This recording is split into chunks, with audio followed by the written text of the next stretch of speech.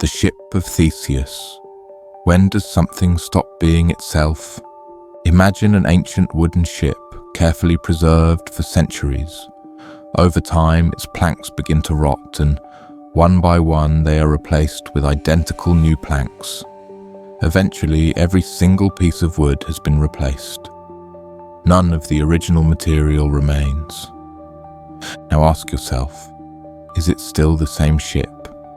Some philosophers say yes, the identity of an object is not in its physical parts, but in its continuity over time. Others argue that once all the original parts are gone, it is fundamentally a different object. But let's take it one step further. Suppose someone collects all the old rotted planks and reassembles them into a ship identical to the first. Now, we have two ships. The first made of entirely new parts. The second made of the original materials. Which one is the real Ship of Theseus? This paradox forces us to question what makes something the same over time, whether it's objects, people, or even our own sense of identity. If every cell in your body is replaced every 7 years, are you still the same person you were before? Zeno's paradoxes, can you ever truly move? Zeno of Elea, an ancient Greek philosopher, proposed a set of paradoxes that challenge our understanding of motion. Imagine you're running toward a finish line. To get there, you must first reach the halfway point. But before reaching the halfway point, you must first reach a quarter of the way. And before that, an eighth. Following this logic, there will always be an infinite number of smaller distances to cross before you can reach your goal. If you must complete an infinite number of tasks, how can you ever finish moving at all? Of course, in the real world, people move all the time. So where does this paradox go wrong? Some argue that our understanding of infinity and division is flawed. Others suggest that motion is simply a fundamental part of reality. And paradoxes like this are a trick of language rather than a true impossibility. But if you ever feel like you're getting nowhere in life, maybe you're just stuck in Zeno's paradox. The liar paradox. Can a statement be both true and false? Consider the sentence, this statement is false. If the statement is true, then what it says must be correct, meaning it must be false. But if it's false, that means it must be true. This paradox creates an endless loop. The statement can never be either fully true or fully false without contradicting itself. It breaks the basic rules of logic, where every statement is supposed to be either true or false, but not both. Some versions of this paradox appear in real-world situations, such as in self-referential contradictions. I always lie. If true, then the speaker must be lying. Nothing is impossible. But if that's true, then isn't it possible for something to be impossible?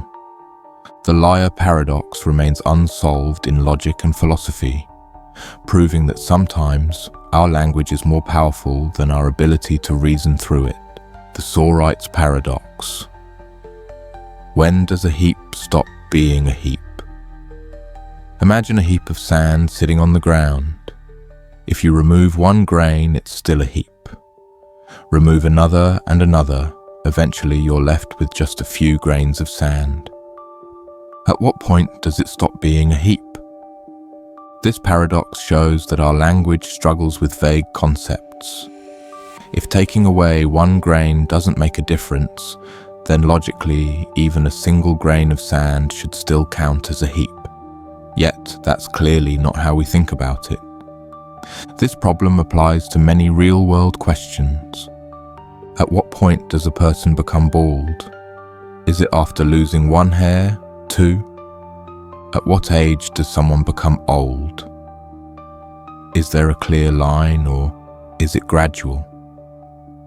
Philosophers argue that concepts like heap, bald, or old are fuzzy boundaries. They don't have fixed definitions, but instead depend on human perception. But this raises a deeper question. If so many things we define are imprecise, how do we ever agree on what's real? The Barber Paradox. Who shaves the barber?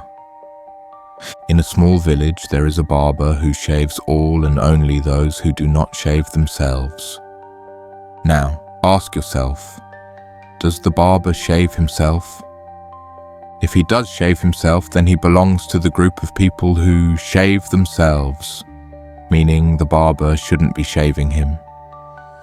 But if he doesn't shave himself, then he falls into the group of people who do not shave themselves, which means the barber must shave him. No matter which way you answer, you end up in a contradiction. This paradox was discovered by the famous mathematician Bertrand Russell, and it exposes a problem in self-referential logic, when rules are applied to situations where they logically contradict themselves. Similar paradoxes appear in real-world systems like programming, legal systems, and even databases where a rule refers back to itself in a way that causes contradictions. If you ever find yourself caught in a rule that contradicts itself, congratulations. You've just walked into a Barber paradox of your own, the Omnipotence Paradox. Can an all-powerful being create a rock so heavy it can't lift it? If a being is truly all-powerful, that means it can do anything. But what happens if you ask it to do something impossible? Consider this classic paradox.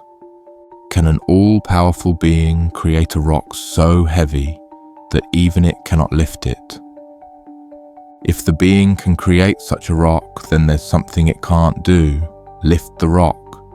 If it can't create the rock, then there's something else it can't do, create the unliftable rock in the first place. Either way, the being isn't truly all-powerful because there's something it cannot do. This paradox is used in philosophy and theology to challenge the idea of unlimited power. It forces us to ask, are there limits to logic itself? Can something truly be all-powerful, or are there some actions that are simply incompatible with logic? And if even logic itself has limits, what does that mean for our understanding of the universe? The Infinite Hotel Paradox. Can a full hotel still have space? Imagine a hotel with an infinite number of rooms, each occupied by a guest. The hotel is completely full. There are no empty rooms. Now a new guest arrives and asks for a room. Can they be accommodated? Surprisingly, the answer is yes. Even though the hotel is already full, the manager simply moves each guest one room up. The person in room 1 moves to room 2. The person in room 2 moves to room 3. The person in room 3 moves to room 4, and so on, infinitely. This shift frees up room 1, allowing the new guest to check in, despite the fact that the hotel was already full. Even more astonishing, if an infinite number of guests arrived, they could still be accommodated. The manager simply moves every guest to double their current room number. The person in room 1 moves to room 2. The person in room 2 moves to room 4. The person in room 3 moves to room 6. Now, every odd-numbered room is empty, allowing infinite new guests to check in. This paradox, created by mathematician David Hilbert, reveals the strange nature of infinity, where a full set can still have room for more. It raises a profound question. If infinity is never truly full, can anything ever be completely occupied? The Grandfather Paradox. Can you travel back and erase yourself? Time travel is a popular idea in science fiction, but it introduces one of the biggest logical problems. What happens if you travel back in time and prevent your own birth? The Grandfather Paradox asks us to imagine this scenario. You build a time machine and travel back to when your grandfather was young. You prevent him from meeting your grandmother. As a result, your parents are never born. meaning you are never born. But if you were never born, how did you travel back in time in the first place?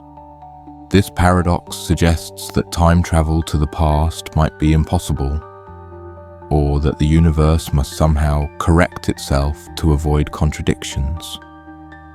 Some theories propose that time travel might create a new, separate timeline, rather than changing the one you came from. Others suggest that events are self-correcting, meaning whatever you do in the past will always lead back to the same present. If time travel ever becomes possible, we may finally learn whether the past is set in stone, or if reality itself can be rewritten. The Bootstrap Paradox. Can something exist without an origin? Now let's take time travel one step further. Imagine this scenario. A scientist discovers an old book on advanced physics. Using its knowledge, they build a time machine and travel back in time. They give the book to a younger version of themselves. That young scientist later publishes the book, which is the same one they found in the first place. But wait, who wrote the book? This is known as the Bootstrap Paradox, where an object or idea has no point of origin. It exists in a loop, never being created, only passed from one point in time to another. It raises disturbing questions about causality. If an object or piece of knowledge is trapped in a loop, does it actually exist in the way we understand existence? Or is it just a self-sustaining illusion with no true beginning or end?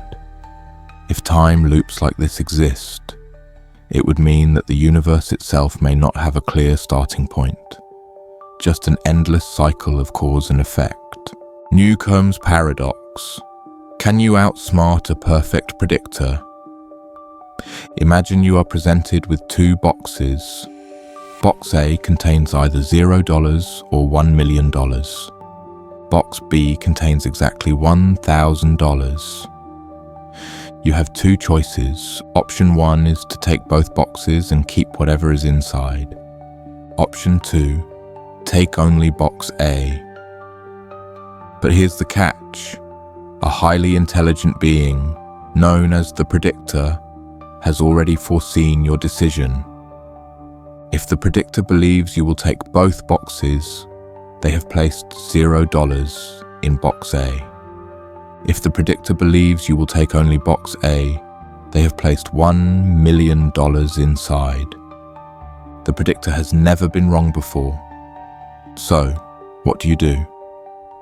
If you take both boxes, you are guaranteed $1,000, but box A will likely be empty. If you take only box A, the predictor may have placed $1 million inside. But how can you be sure? This paradox challenges the nature of free will and determinism. If the predictor truly knows your decision before you make it, are you actually choosing, or was your choice already determined? Would you try to outsmart the predictor, or trust that your decision was never really yours to begin with? The paradox of the unexpected hanging. Can you predict the impossible? A judge tells a prisoner, "You will be executed at noon on one weekday next week. The day will be a complete surprise." The prisoner thinks, if they haven't been executed by Thursday, it must be Friday. But that wouldn't be a surprise. If they haven't been executed by Wednesday, it must be Thursday. But that also wouldn't be a surprise. They continue this logic, realizing that there is no possible day that would be surprising.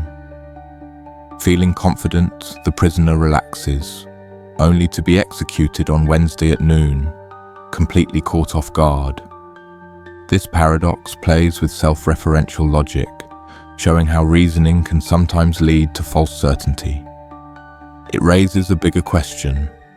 How much of what we know is based on flawed assumptions? The Abilene Paradox. Do we make bad decisions to please others? A family is deciding where to go for dinner.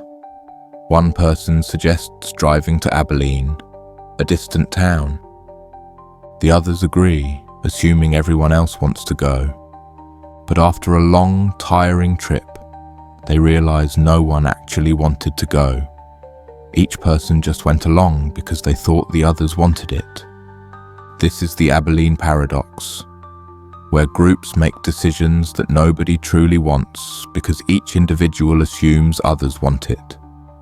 It happens all the time in workplaces, politics, and social situations, where people avoid speaking up out of fear of disagreement.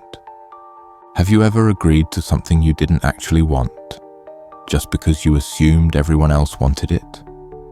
If so, you've been caught in the Abilene Paradox without even realizing it. The paradox of the raven. Can a green apple prove that all ravens are black? At first glance, logic seems simple. If something is true, we should be able to prove it through evidence. But the Raven Paradox, first proposed by philosopher Carl Gustav Hempel, challenges that assumption in a way that feels completely counterintuitive. Let's say you want to prove the statement, all ravens are black. The most obvious way to do this would be to observe as many ravens as possible and confirm that they are, in fact, black. Each black raven you find seems to support the hypothesis. But logically, this statement can also be rewritten as, if something is not black, then it is not a raven. This means that every time you see a green apple, a white cat, or a blue chair, it technically provides evidence that all ravens are black, because none of them are non-black ravens. But that doesn't seem right, does it? How can a green apple tell us anything about the color of ravens? And yet, if logic is consistent, then it must count as supporting evidence. This paradox reveals a flaw in how we think about scientific reasoning and confirmation bias. It forces us to ask, what actually counts as evidence for a claim? Does proving something true require directly observing it, or can indirect evidence be just as valid?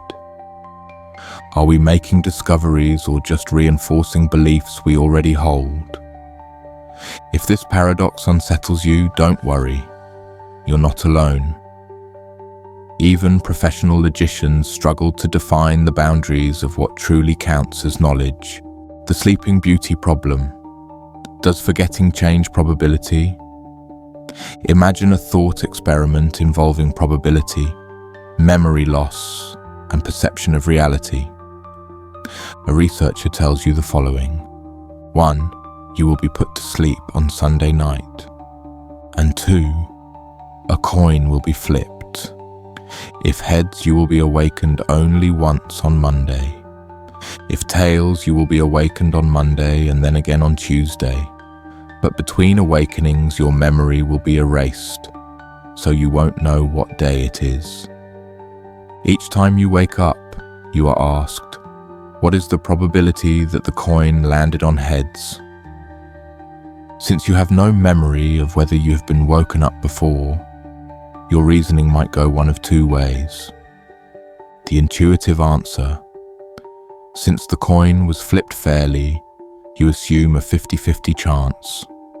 50% for heads, 50% for tails. Or the Bayesian answer. If the coin was tails, you experience 2 awakenings, Monday and Tuesday. If the coin was heads, you experience only 1. That means that 2 out of 3 possible awakenings occur in the tails scenario, making the probability of heads only 1/3. But which answer is correct?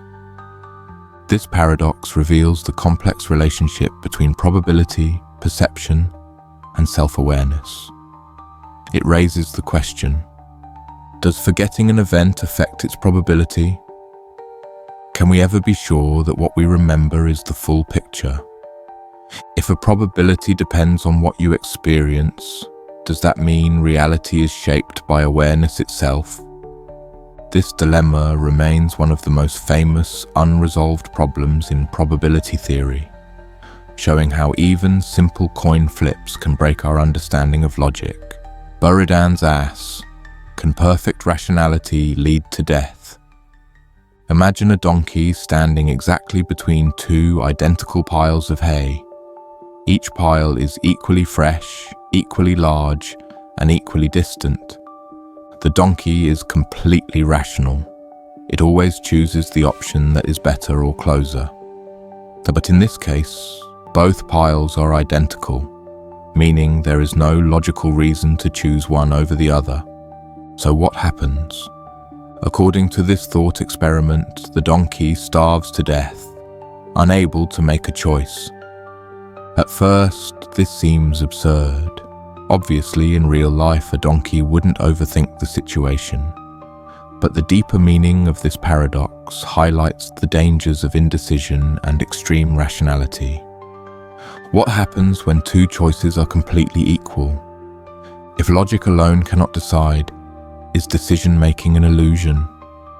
Does free will exist, or is it just a mechanism forced into action when logic fails? This paradox has real-world implications for artificial intelligence and decision-making systems. A purely rational AI might freeze when given two equal choices, unless it is programmed with an arbitrary random choice generator. So the next time you hesitate over which restaurant to eat at, which show to watch, or which shirt to wear, remember, you're living through Buridan's Paradox, and unlike the donkey, you need to choose before it's too late. The unexpected exam paradox. Can you predict the unpredictable? A professor tells their students, you will have a surprise exam next week. The exam will be given on a random day, and you will not expect it. The students think carefully and realize, if the exam doesn't happen by Thursday, then it must happen Friday. But that wouldn't be a surprise. If it doesn't happen by Wednesday, then it must happen Thursday. But that wouldn't be a surprise either. Following this logic, the students conclude that a surprise exam is impossible. But then, one morning, the professor walks in and hands out the exam, completely catching them off guard. So what happened? This paradox reveals a contradiction in how we predict future events. It suggests that logical reasoning, when applied too rigidly, can sometimes be its own downfall. The students' logic was flawless, yet it still led them to an incorrect conclusion. It raises bigger questions. Can unpredictability be planned? If something is truly random, can logic ever account for it? Does knowing the future make it impossible for that future to happen? This paradox remains unsolved in philosophy, proving that sometimes the best way to outsmart logic is to simply accept uncertainty. The Omnipotence Paradox. Can an all-powerful being create a rock it can't lift? The concept of absolute power is often discussed in philosophy and theology. If a being is truly all-powerful, that means it can do anything. But can it do something that limits its own power? Imagine an omnipotent being, a god, a supreme entity, or an all-knowing AI. Now ask this question. Can this being create a rock so heavy that even it cannot lift it? If the being can create such a rock, then there is something it cannot do. Lift it. If the being cannot create the rock, then there is something else it cannot do. Create an unliftable rock. In both cases, the being fails to be all-powerful because there exists a limit to what it can accomplish. This paradox forces us to question the very nature of power itself. Does omnipotence mean the ability to do absolutely anything, even the logically impossible? Or does it mean having the maximum possible power within logical constraints? One way to resolve this paradox is to argue that true omnipotence does not include the ability to do the logically impossible. Just as an all-powerful being cannot make 2 + 2 = 5, it also cannot create a task that contradicts its own nature. But this raises another question. If omnipotence is bound by logic, is it truly omnipotent? Would a being that operates outside the bounds of logic even be comprehensible to us? Could such a being exist in a universe governed by cause and effect? This paradox doesn't just apply to theology. It applies to artificial intelligence, decision-making, and the concept of free will. If an AI is programmed to be all-knowing, but is limited by the information available to it, is it truly all-knowing? If we claim to have free will but are bound by physical and biological laws, are we truly free? The Omnipotence Paradox teaches us that absolute power, when examined closely, may be inherently self-contradictory. The more we define it, the more we realize that true omnipotence may be an impossible concept altogether. The Sorites Paradox. When does a heap stop being a heap? Imagine a pile of sand, a heap. If you remove one grain of sand, it is still a heap. Remove another and another and another. Eventually, only a few grains remain. At what point does it stop being a heap? This paradox, also known as the paradox of the heap, highlights a fundamental flaw in how we define vague concepts. If taking away a single grain doesn't make a difference, then removing one grain at a time should never stop it from being a heap. Yet, at some point, it clearly does. This problem extends far beyond just sand. It applies to baldness. If a man loses one hair, he isn't bald. If he loses another, he still isn't bald. But at some point, he will be. Where is the line? Aging. A baby is young, a teenager is young, a 30-year-old is young, a 60-year-old, maybe, an 80-year-old, maybe not. At what exact point does someone become old? Wealth. If you save $1, you aren't rich. If you save another, you still aren't rich. But eventually, those dollars add up. When does a person become rich? This paradox shows that many real-world concepts lack precise boundaries. Instead, they exist on a spectrum, making definitions subjective. So, what does this mean for logic? If we can't define terms like heap, old, bald, or rich in a strict way, does that mean our entire understanding of language is flawed? Are many of our concepts illusionary, existing only because we agree on them, rather than because they have an objective reality? Some philosophers argue that the Sorites Paradox proves that language and logic cannot fully capture reality. Others suggest that we simply need better definitions. But how do you define something as vague as a heap without contradicting yourself? This paradox reminds us that many of the things we believe to be obvious are actually built on assumptions that fall apart under scrutiny. The more we examine them, the more we realize that our reality is shaped not by strict rules, but by our perceptions and agreements about what is real. The Grandfather Paradox. Can you erase yourself by changing the past? Time travel is one of the most fascinating concepts in science fiction. But if it were possible, it would create one of the most famous logical paradoxes in history. Imagine this scenario. You invent a time machine and travel back to the past. While in the past, you prevent your grandfather from meeting your grandmother. As a result, your parent is never born, which means you are never born.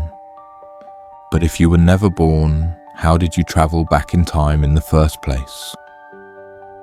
This paradox suggests that time travel into the past might be logically impossible, or that the universe must somehow prevent these contradictions from occurring.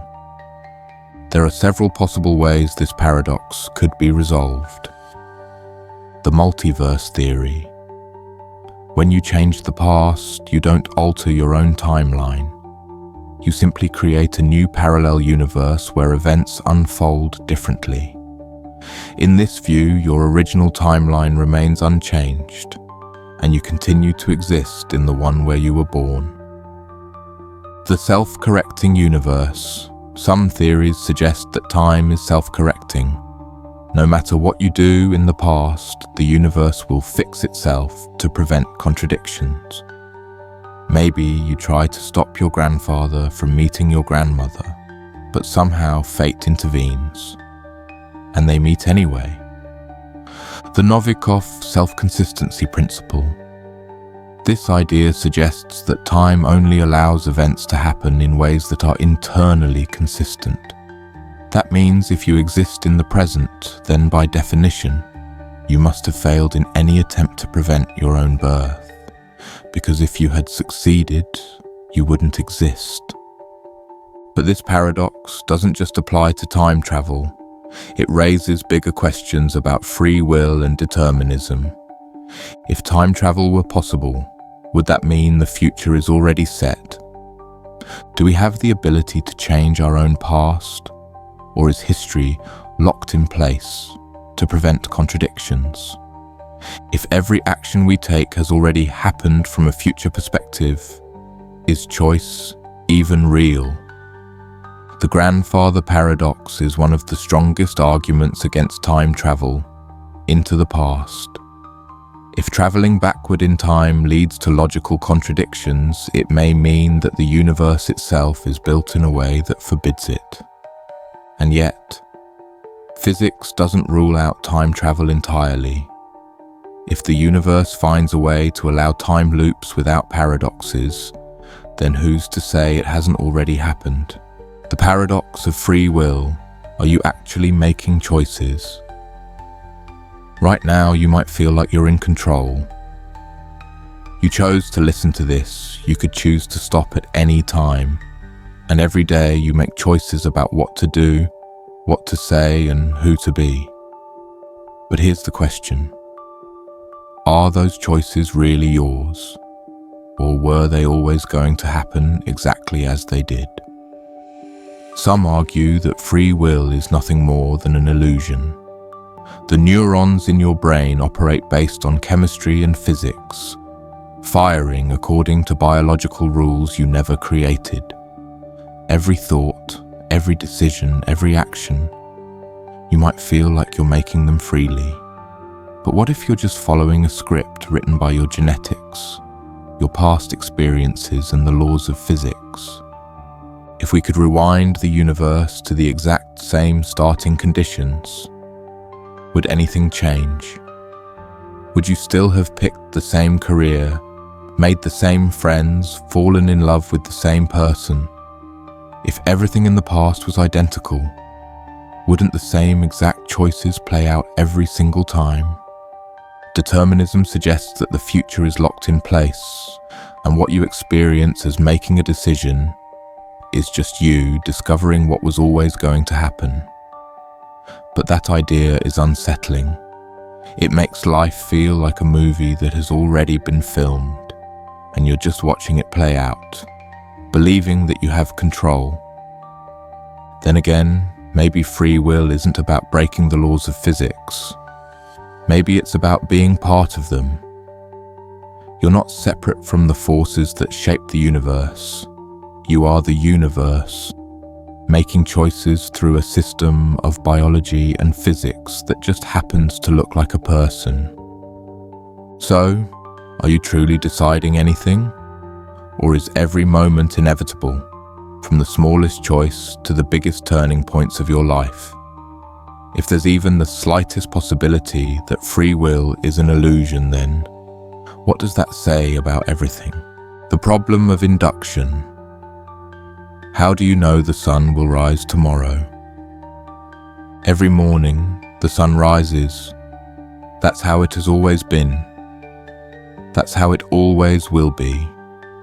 Or at least, that's what we assume. But how do you know?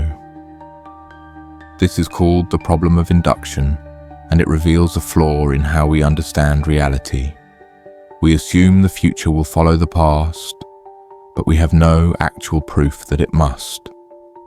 Just because the sun has risen every day doesn't mean it must rise tomorrow. Maybe some unseen force will stop it. Maybe physics will break down. maybe everything you think is inevitable isn't. This applies to everything we take for granted. Water has always boiled at a certain temperature, but how do we know that will always be the case? Every single time we drop an object, it falls. But what if, one day, it doesn't? Science relies on patterns, observations, and repeated experiments. But all of it is based on the assumption that the universe will continue behaving the way it has so far. We expect gravity to keep working, light to keep traveling, and time to keep moving forward. But what if that assumption is wrong? If all knowledge is based on past experience, and past experience can never guarantee the future, then everything we think we know is really just guesswork. It's an educated guess, backed by billions of years of history, but it's still a guess. And if that's true, then every time you close your eyes at night, there's no logical guarantee that the world you wake up to will be the same as the one you left behind. The Swampman thought experiment, if you were recreated, atom by atom, would it still be you?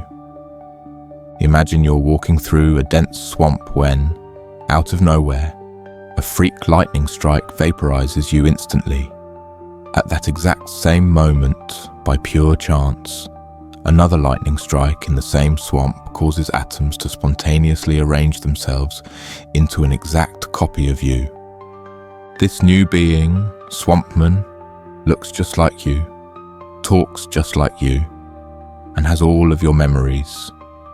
It remembers your childhood, your family, your relationships. It even remembers what you were thinking right before the lightning strike, because its brain was created in exactly the same state as yours had been. From the outside, no one would notice any difference. Swampman would go home to your house, sleep in your bed, and continue living your life without missing a beat. But now, here's the question. Is Swampman actually you? If you believe identity is tied to continuity, then Swampman is just a perfect copy, but not really you. The real you was destroyed.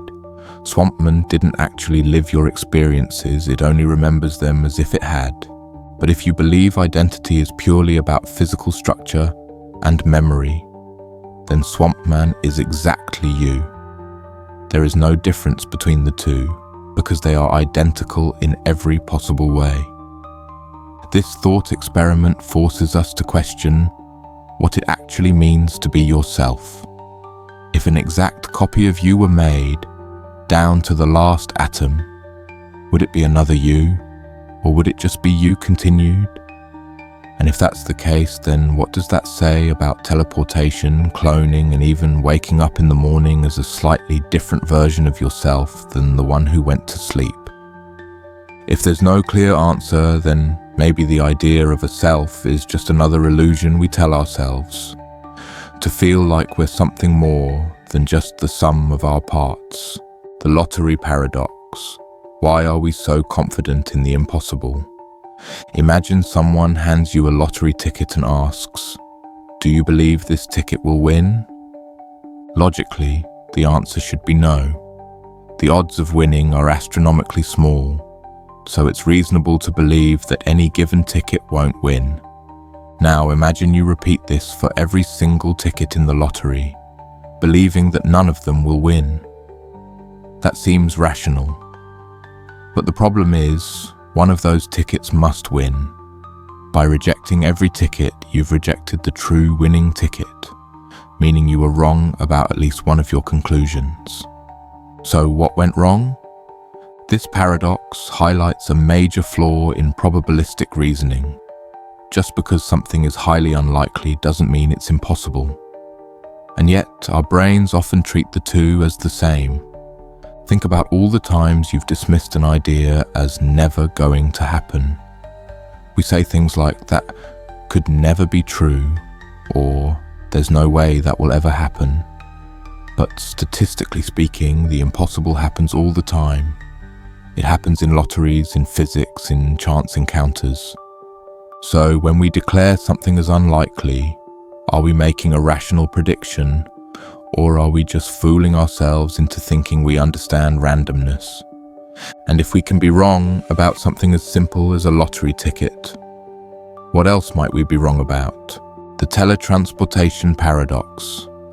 If you were rebuilt, would it still be you? Imagine you step into a futuristic teleportation machine, ready to be instantly transported to another planet. The way it works is simple.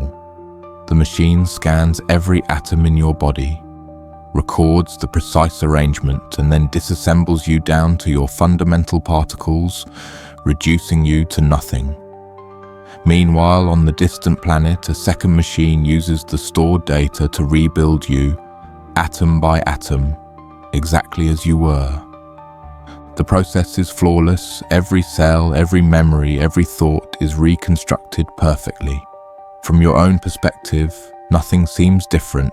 You step into the teleporter, and an instant later, you step out on the distant planet, feeling completely normal. But here's the terrifying question. Did you actually survive? If your original body was destroyed and a perfect copy was made, is that copy still you? Or did you die, only to be replaced by a duplicate who just thinks it's you? Philosophers and scientists have debated this paradox for years. Some argue that as long as the copy is identical in every way, there is no meaningful difference. The person who walks out of the teleporter is you, just continuing as normal. Others claim that because the original was destroyed, the person who walks out is merely a clone, meaning the original you ceased to exist forever. Now consider this. What if the teleporter didn't destroy the original? What if instead it created a copy on the distant planet while the original you remained where you were? There would now be two versions of you, each claiming to be the real one, with identical memories and experiences up to that point. But if two identical yous can exist at the same time, doesn't that prove that identity isn't as fixed as we think? That the self is just an illusion created by memory and continuity? And if your brain were copied onto a computer or into another body, would that mind be you? Or just a convincing imitation? This paradox forces us to ask what it really means to be an individual, and whether consciousness is something that stays constant, or something that can be copied, altered, and even destroyed without us ever realizing. The simulation hypothesis. Are we just code in a cosmic computer? What if nothing around you is real? What if your thoughts, your memories, and everything you've ever experienced are just part of an advanced computer simulation? The simulation hypothesis suggests that, given enough technological progress, a civilization could create perfectly realistic simulations of consciousness. These simulations would be so advanced that the people inside them would have no idea that they were artificial. Think about it. If humanity continues advancing in computing power, we will eventually create hyper-realistic virtual worlds with AI beings who believe they are real.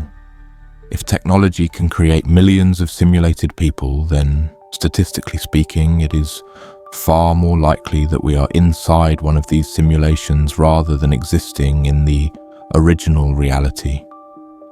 Some scientists even argue that we might be able to find glitches in the system, tiny inconsistencies in physics, strange quantum behaviors, or mathematical patterns hidden in the universe's structure. If we ever detect undeniable proof of these glitches, it could mean that reality isn't fundamental, but programmed. But here's an even bigger question. If we are in a simulation, who built it? And why?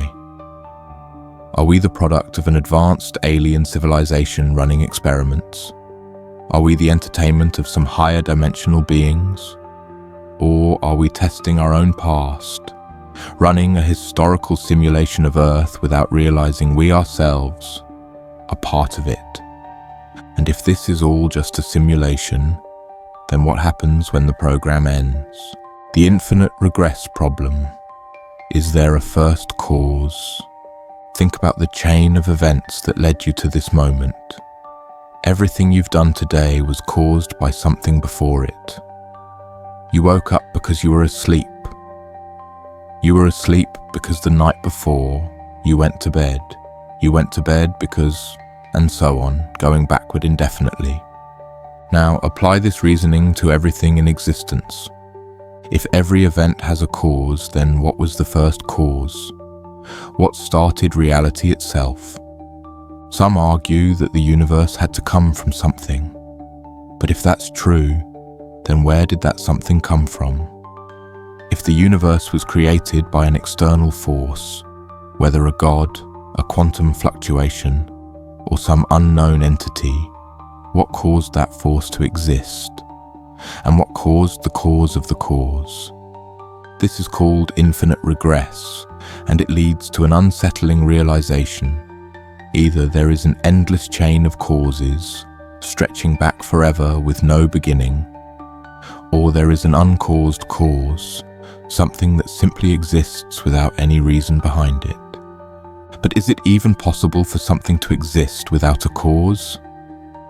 If everything we understand about reality follows rules of cause and effect, then whatever started existence must have somehow broken those rules. And if something outside of time and space was responsible for everything we know, then what is it? And why is there something instead of nothing? The trolley problem.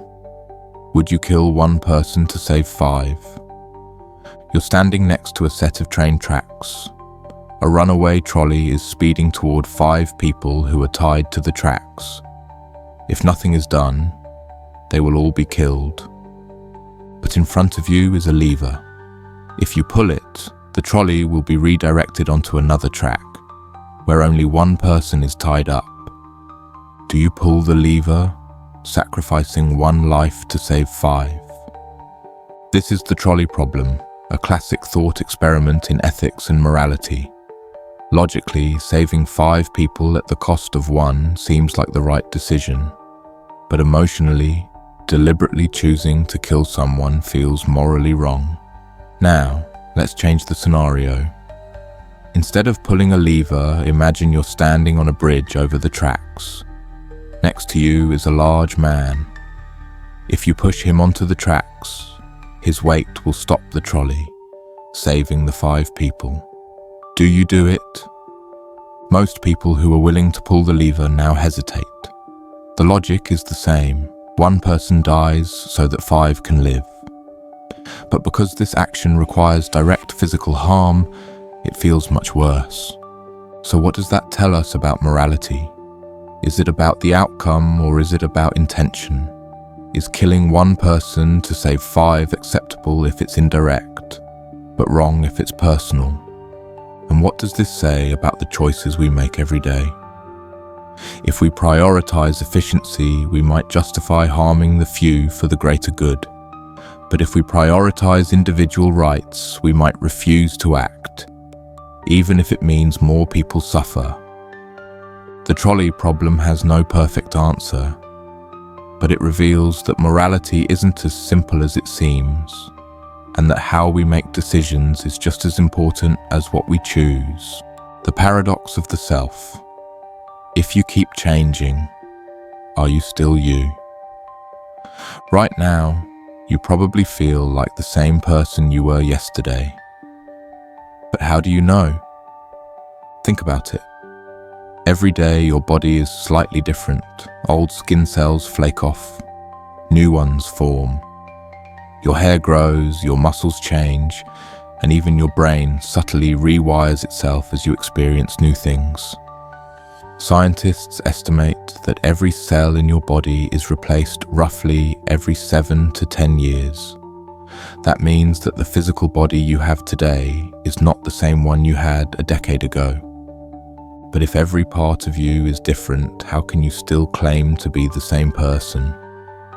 Now, take it one step further. Imagine a future where science has advanced to the point where every part of the human body can be gradually replaced with artificial enhancements. Suppose you get a synthetic arm, then a synthetic leg, then artificial lungs. At what point do you stop being human? And what about the brain? If we could replace individual neurons with artificial ones, maintaining your memories and thoughts as we go, at what point does your mind become something else? If, piece by piece, every part of your brain is replaced, is the person thinking at the end of the process still you?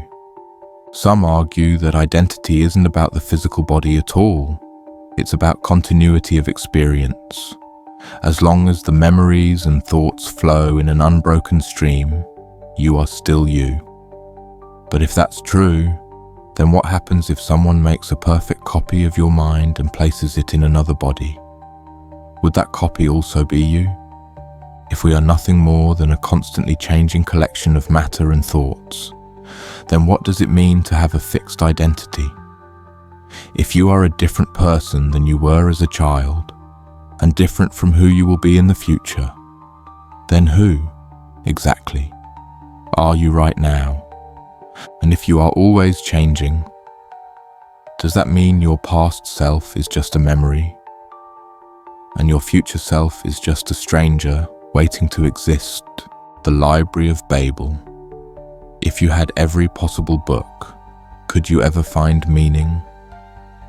Imagine a vast, endless library containing every book that has ever been written, and every book that could be written. It holds every possible combination of letters, every arrangement of words, every story, every idea, every truth, and every falsehood exists somewhere in its infinite shelves. At first, this seems incredible. If every book exists, then the ultimate truths of the universe must be in there. The meaning of life, the cure for every disease, the secrets of time and space, all of it must be written in some book on some shelf. But then you realize something disturbing. Because the library contains every possible book, most of them are nonsense. The vast majority of books contain pages of random letters, meaningless strings of words that never form coherent thoughts. For every one book that holds a real fact, there are billions that contain slightly incorrect versions of that fact, or complete gibberish. If knowledge exists within infinity, but is surrounded by limitless noise, does it really exist at all? This paradox is based on Jorge Luis Borges' short story, The Library of Babel, and it highlights a terrifying problem in information theory and artificial intelligence. If we are drowning in infinite data, how do we ever distinguish truth from fiction? In an age where misinformation is everywhere, are we any better than lost travelers wandering the Library of Babel, desperately searching for meaning in a sea of nonsense? If every possible book already exists somewhere, then does writing something new really mean creating, or just finding what was always there? The Nocebo Effect, can you think yourself to death? Most people have heard of the placebo effect, where believing in a fake treatment can actually make people feel better. But far fewer people know about its darker twin, the Nocebo Effect, where believing something will harm you actually causes real damage. Studies have shown that when patients are told a harmless sugar pill will give them headaches, they start experiencing real headaches. When given a fake treatment labeled as a powerful drug, some people develop serious side effects, even though there's nothing in it. Now, take this idea to the extreme. There are documented cases of people being misdiagnosed with terminal illnesses, only to rapidly decline and die, despite having no real disease. Their bodies shut down because their minds believed it was happening. In some tribal cultures, people who believe they have been cursed by a witch doctor sometimes die purely from fear, even when there is no physical cause. So if the mind can create suffering out of nothing, how much of what we feel is real?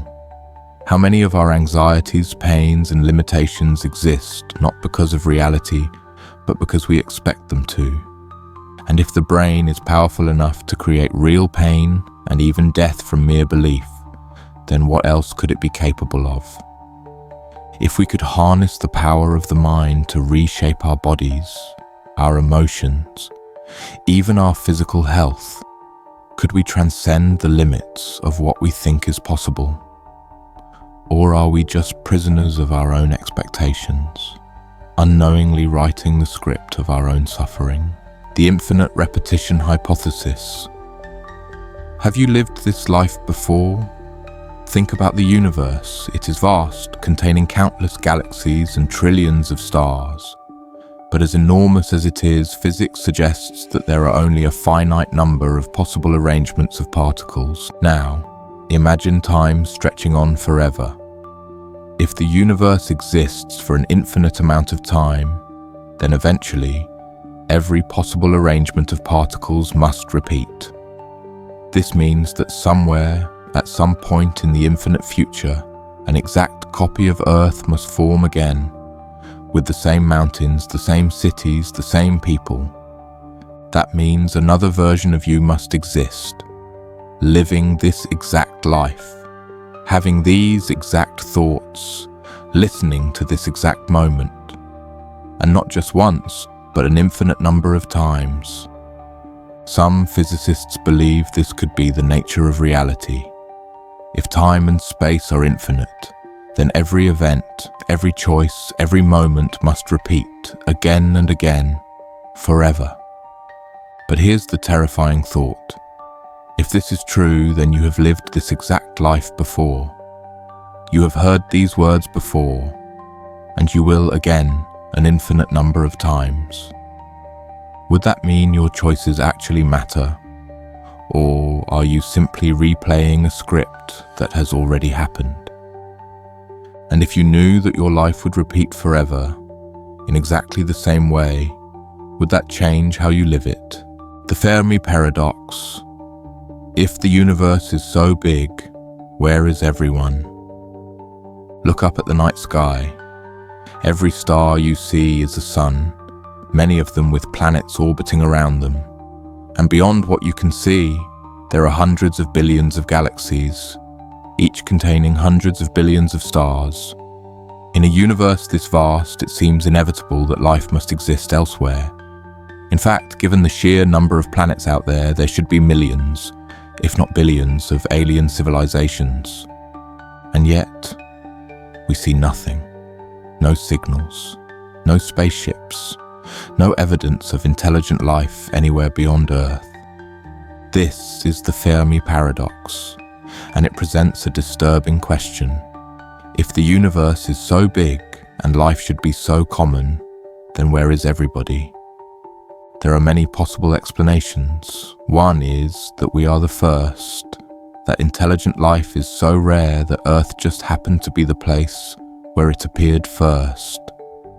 If that's true, then we are alone, at least for now, and the responsibility of expanding life into the cosmos falls on us.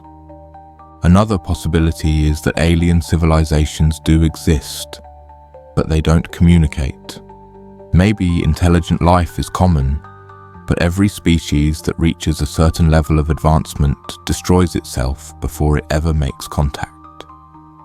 Nuclear war, environmental collapse, artificial intelligence.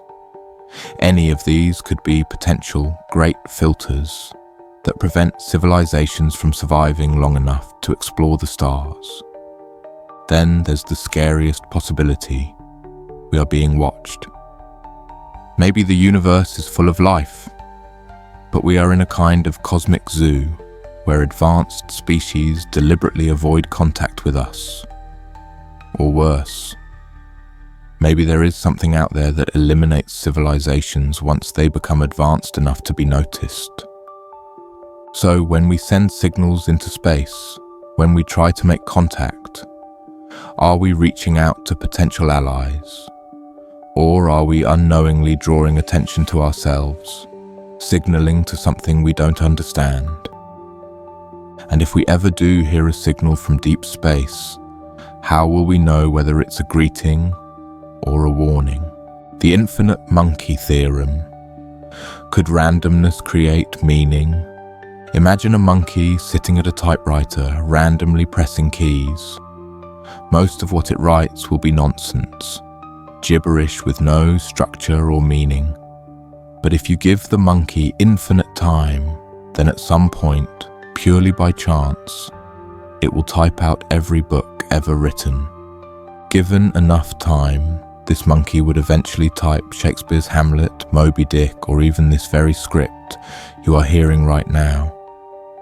This is known as the infinite monkey theorem, and it suggests that given enough randomness, anything is possible.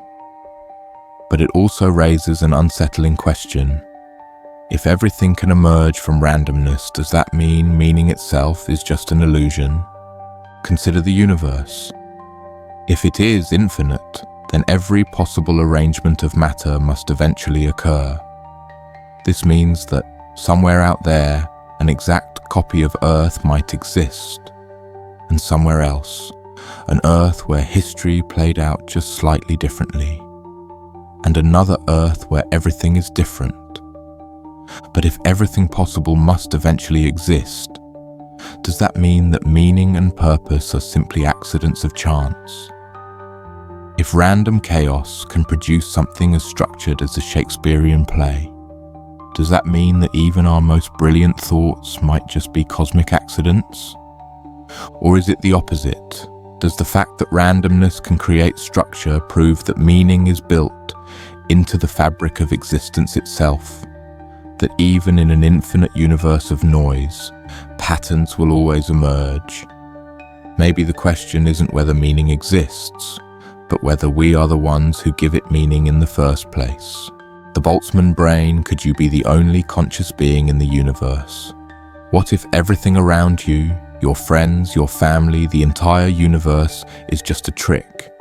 What if you are the only conscious mind that actually exists? The Boltzmann Brain hypothesis comes from physics and cosmology, and it suggests something disturbing.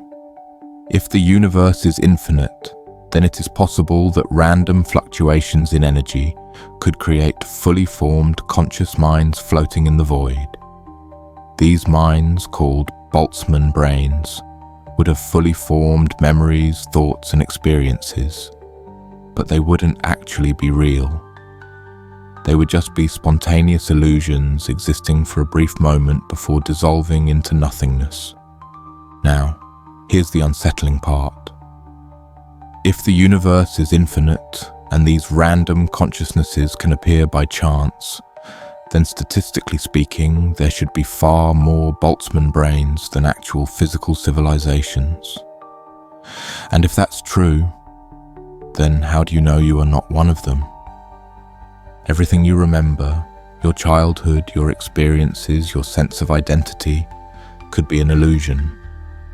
Maybe you just came into existence a moment ago, complete with fake memories, thinking you've lived an entire life when, really, you were just a random quantum accident. And if that's true, then what happens when you stop thinking? Does reality disappear with you?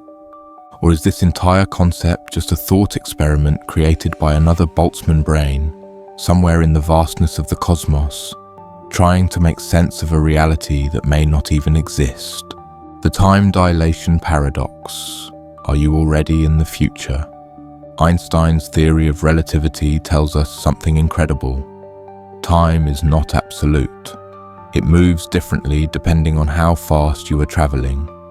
This means that if you could travel close to the speed of light, time would slow down for you while the rest of the world would speed ahead. Imagine two twins. One stays on Earth, while the other boards a spaceship and travels at nearly the speed of light for a few years. When they return, they will find that while they only aged a little, their twin has aged decades. But this means that if we could travel fast enough, we could effectively time travel to the future. The present moment is not the same everywhere. It depends on your speed, your position in the universe, even the gravity around you. But here's the deeper implication. If time flows differently for different observers, then there is no single fixed now.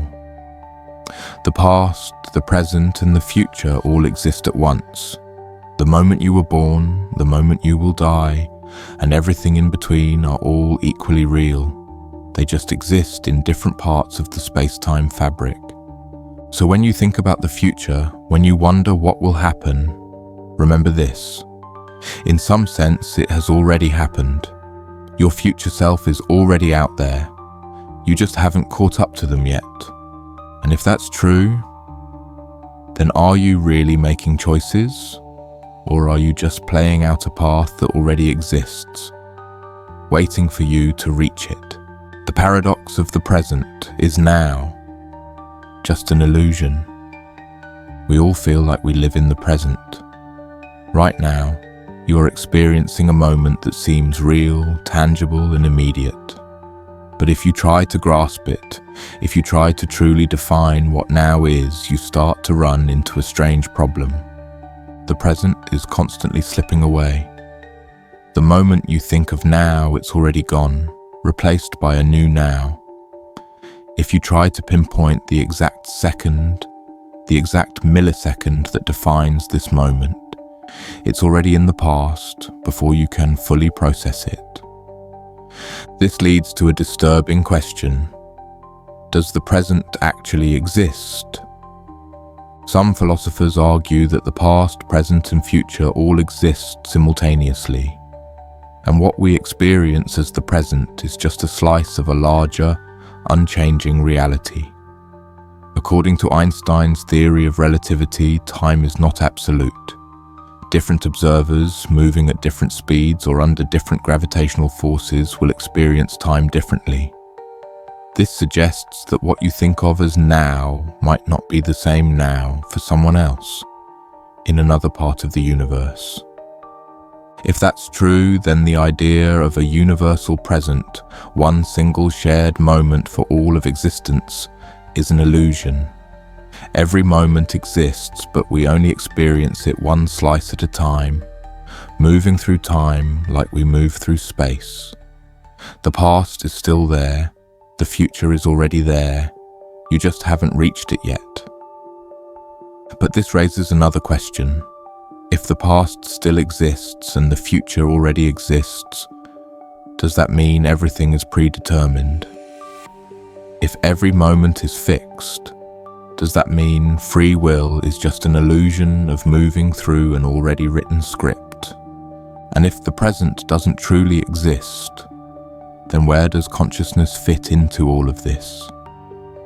Are we simply experiencing snapshots of time, unaware that we are already part of a timeline that cannot change? Or is time something even stranger, something that only exists because we experience it? The paradox of the omniscient being. Can you have knowledge without knowing? Imagine a being that knows everything. It knows every fact, every truth, every possibility. It understands the laws of physics, the deepest secrets of the universe, and even what every individual will do before they do it. Now ask yourself, if this being knows everything, can it ever learn? If it is truly omniscient, then it already knows everything it could ever know. It can never have a new thought, never gain new insight, never be surprised. In other words, it is incapable of learning, because to learn means to go from a state of not knowing to knowing. But that leads to a contradiction. If a being cannot learn, does that mean it is limited in some way? And if it is limited, does that mean it isn't actually omniscient? Some philosophers have suggested that true omniscience would require knowing every possible version of every possible event, including events that might change based on free will.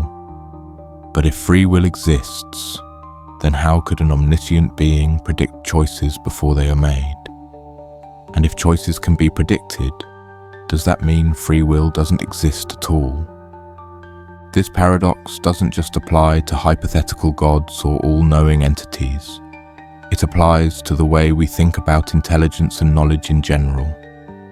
Could a future artificial intelligence ever be truly all-knowing? Or would it run into the same paradox, where its knowledge becomes so complete that it is unable to process anything new?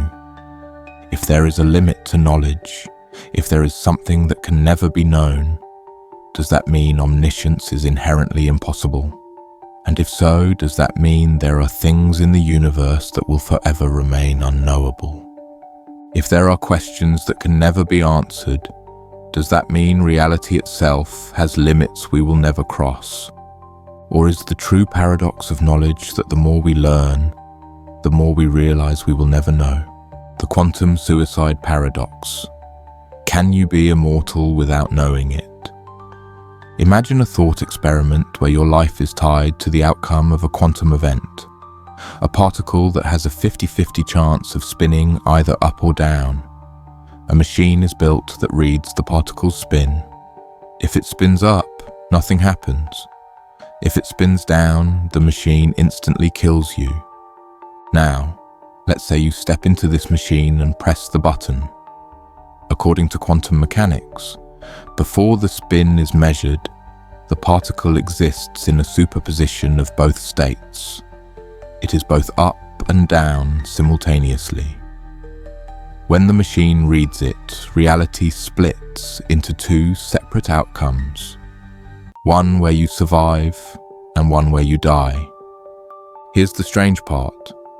In the version of reality where the particle spins down, you don't experience anything at all, because you're dead. But in the version where it spins up, you continue living as if nothing happened. Now, what if you kept doing this over and over again? Every time you pressed the button, reality would split into one version where you die and one where you survive.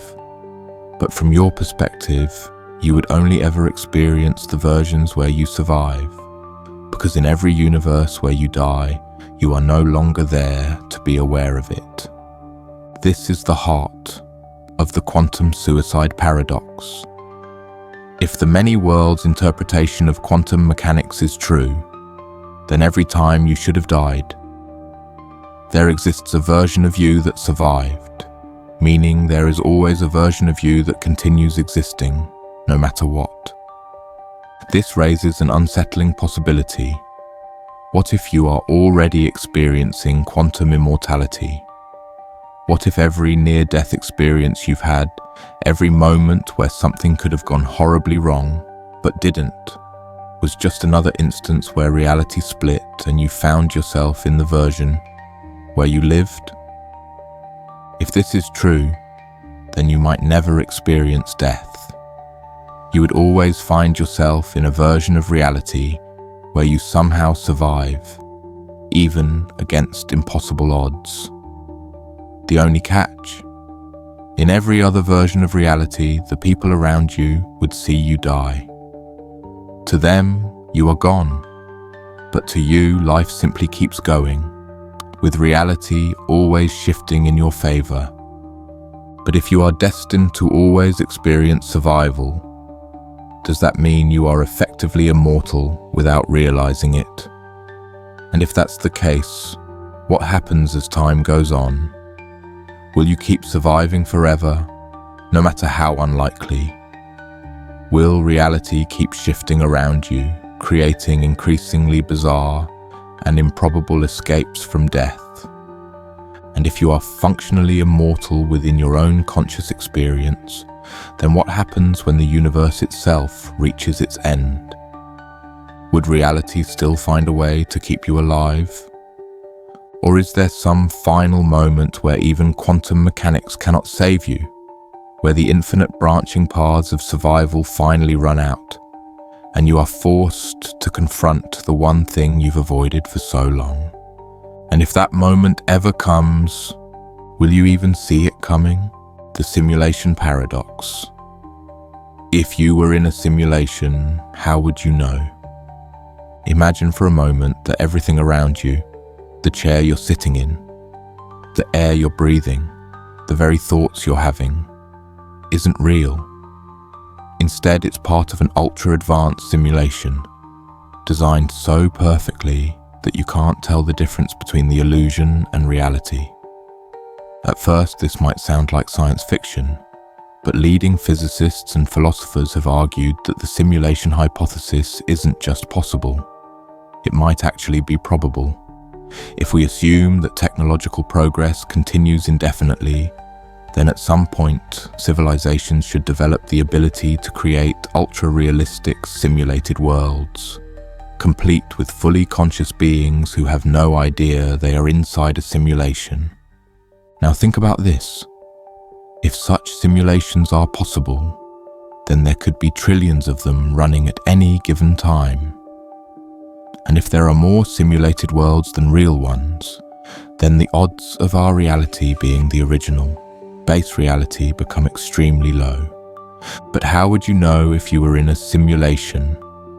Some researchers believe that certain inconsistencies in physics, things like quantum indeterminacy and the cosmic speed limit of light, could be glitches in the system, limitations imposed by the computational framework of the simulation. Others suggest that déjà vu dreams or the Mandela Effect, where large groups of people misremember historical facts, could be signs that the simulation is rewriting itself in real time. Now, here's where it gets even weirder. If we are in a simulation, what happens when it ends? Would you simply cease to exist? Would the world be reset, as if nothing had happened? Or would the ones running the simulation decide to intervene, revealing themselves to us as gods, architects, or something even stranger? But there's an even deeper question. If the world is a simulation, then what is outside of it? What is the nature of the beings running it? And if they created our reality, then who or what created theirs? If reality itself is a simulation, then the chain of simulations could go on forever, one nested within another, like Russian dolls. But if there is no base reality, then what, if anything, is truly real? The Grandfather Paradox revisited. Can you change the past? Or is it already set? Time travel is one of the greatest mysteries of science. Theoretically, under Einstein's equations, it is possible. But if it were real, it would bring with it one of the most disturbing paradoxes in history. Imagine you build a time machine and travel back to the past. While you're there, you accidentally prevent your grandfather from meeting your grandmother. That means your parent is never born, which means you are never born. But if you were never born, then how did you travel back in time in the first place? This is the Grandfather Paradox, and it suggests that time travel into the past might be logically impossible, because it creates causal loops that defy logic. But there are possible solutions. One idea is that time is self-correcting. No matter how much you try to change the past, events will always conspire to keep things the same. If you attempt to prevent your grandfather from meeting your grandmother, something will always intervene to stop you. Maybe an accident, maybe an unexpected event, maybe even your own subconscious hesitation. Another theory suggests that each time you change the past, you create an alternate timeline, a branching reality where the change did happen, but the original timeline remains intact. This means you wouldn't erase yourself. You would simply create a new universe where events unfolded differently. And then there's the scariest possibility of all. What if time travel is a loop? What if going back in time is exactly what caused the event you were trying to change in the first place? What if you, trying to prevent an event, are the very reason it happened? Consider this. What if a time traveler trying to prevent World War I accidentally triggers the assassination that started it? Or what if you, trying to stop a disaster, end up being the cause of it? If the past cannot be changed, then does that mean the future is also fixed? If every event is already locked into place, then do we really have free will? Or are we just moving through a script that has already been written?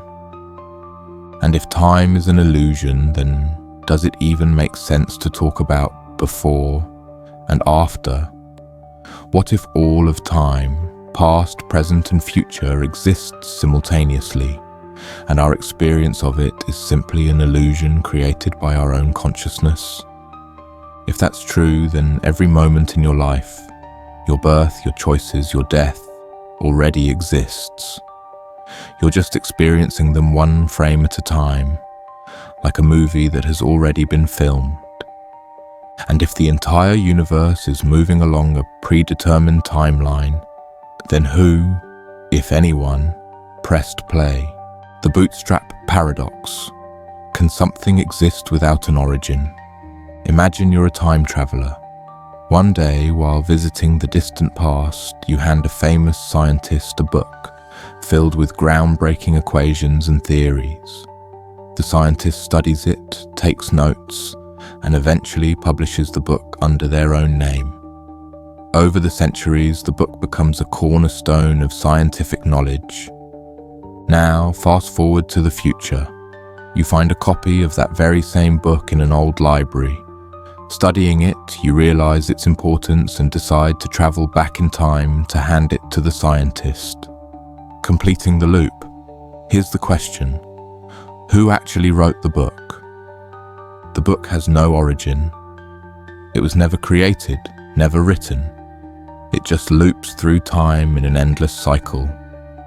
This is known as the Bootstrap Paradox, named after the phrase pulling yourself up by your own bootstraps, meaning something that creates itself. This paradox challenges our basic understanding of cause and effect. We assume that every event must have a cause, but in a Bootstrap Paradox, events exist without a clear beginning. Information, objects, or even people can seemingly appear out of nowhere, sustained only by their own existence in a closed time loop. Now, think about the implications. If knowledge can exist without an origin, does that mean the process of discovery is meaningless? Are we truly uncovering new ideas, or are we just retrieving information that has always existed in some form? And if this applies to objects or ideas, could it also apply to the universe itself?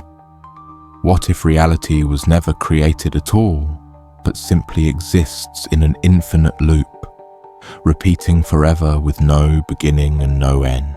If the past, present, and future can exist simultaneously, then what happens if you break the cycle? What if you decide not to give the book to the scientist? Would the book vanish? Would history change? Or would reality simply refuse to allow such a contradiction? Maybe the scariest possibility is that everything we experience is part of a loop we don't understand, one that has been repeating forever, without an origin, without a first cause. And if that's true, then what happens when the cycle finally breaks? The Sleeping Beauty Paradox. Does forgetting change reality? Imagine you agree to participate in an experiment. The rules are simple. On Sunday night, you will be put to sleep. A fair coin will then be flipped. If the coin lands heads, you will be woken up once, on Monday, and then sent home. If the coin lands tails, you will be woken up twice, on Monday and again on Tuesday. But between awakenings, your memory will be erased. So each time you wake up, it will feel like Monday. Each time you are woken up, the researchers will ask you the same question. What is the probability that the coin landed on heads? At first, the answer seems obvious. The coin was flipped fairly, so it should be 50-50, right? But when you think about it more deeply, something strange happens. If the coin landed on tails, you would experience 2 awakenings, meaning 2 out of 3 times that you wake up, you are in the tails timeline. If the coin landed on heads, you only experience 1 awakening. So from your perspective, 2/3 of your possible awakenings happen when the coin is tails, and only 1/3 happen when the coin is heads. That means the probability you should assign to heads isn't 50%, it's actually 1/3. But how can this be? The coin flip itself was fair. The laws of probability say it should be 50-50, but your experience of reality is different because your memory has been erased. You don't know how many times you have woken up. You only know what you feel in the moment. This paradox raises a disturbing question. Does memory affect probability? If you can't remember past experiences, does that mean your reality has actually changed? It also has profound implications for consciousness.